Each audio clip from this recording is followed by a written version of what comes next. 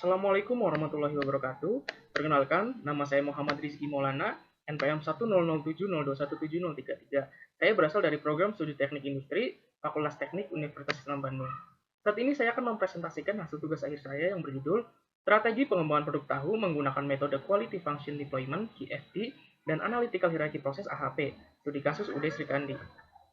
Topik pembahasan yang pertama itu latar belakang, yang kedua rumusan permasalahan, tujuan penelitian dan batasan permasalahan, yang ketiga adalah software dan metode yang digunakan pada penelitian ini, yang keempat adalah tahapan penelitian, dan yang kelima adalah hasil penelitian dan kesimpulan.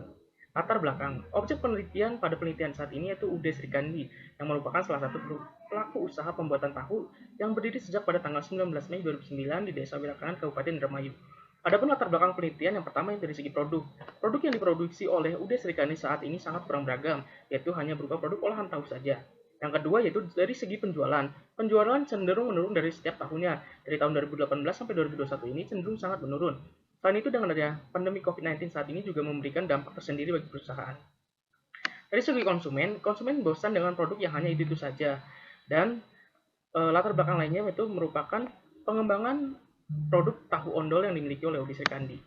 Software yang digunakan adalah SPSS versi 26 dan Expert Choice versi 11. Adapun metode yang digunakan yaitu Quality Function Deployment dan Analytical Hierarchy Process. Tahapan penelitian dimulai dari studi lapangan dan studi literatur, kemudian dilakukan perumusan masalah, penentuan tujuan, dan dilakukan observasi serta wawancara dengan melakukan pengumpulan data. Selanjutnya dilakukan tahap idea generation, idea screening, concept testing, dan business analysis. Selanjutnya yaitu dilakukan proses product development dengan menggunakan metode QFD yang dilakukan pada saat pengembangan matriks perencanaan produk HOQ atau fase 1 dan pengembangan matriks perencanaan komponen fase 2.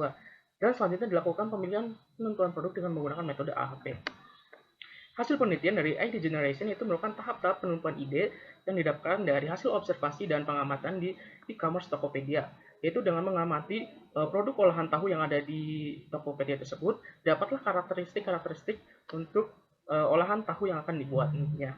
Selanjutnya yaitu pada tahap idea screening, yaitu tahap pemilihan ide, dilakukan diskusi dengan pihak internal untuk pemilihan produk yang akan dikembangkan nantinya.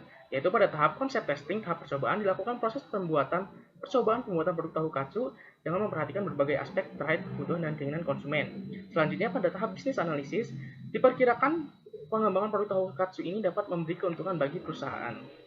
Hasil penelitian pada fase 1 yaitu Quality Function Deployment fase 1 diketahui bahwa nilai bobot relatif tertinggi yaitu sebesar 192,99 dengan karakteristik prioritas itu pada material produk. Selanjutnya berdasarkan pada fase 2 diketahui bahwa karakteristik prioritas utama yang dikembangkan adalah bahan baku fresh. Hal ini dikarenakan tingkat kepentingan absolut tersebut dengan nilai sebesar 1886,22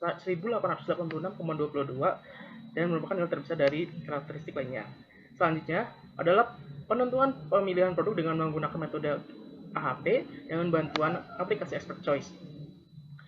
Dari hasil ini diketahui bahwa terdapat 7 kriteria untuk pengembangan rasa produk tahu katsu tersebut dengan nilai inkonsistensi sebesar 0,09 sehingga data dapat dikatakan valid dan dapat dipertanggungjawabkan.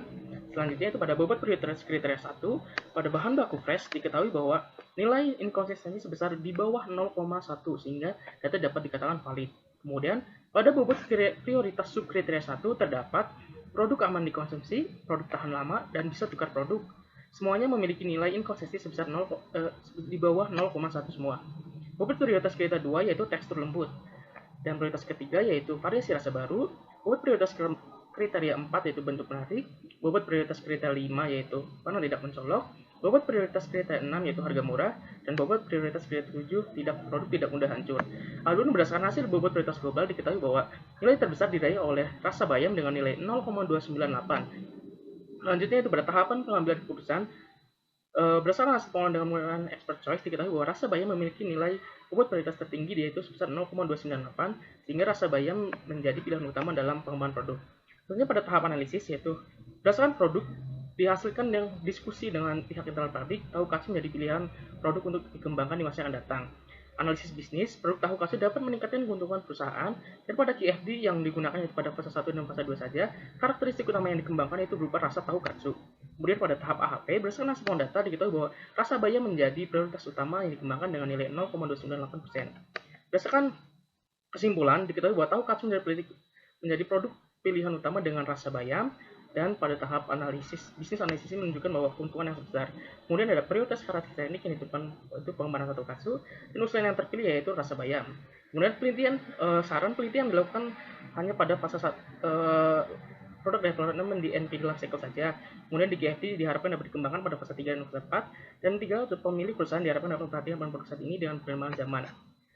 Terima kasih, sekian presentasi dari saya. Saya akhiri. Wassalamualaikum warahmatullahi wabarakatuh.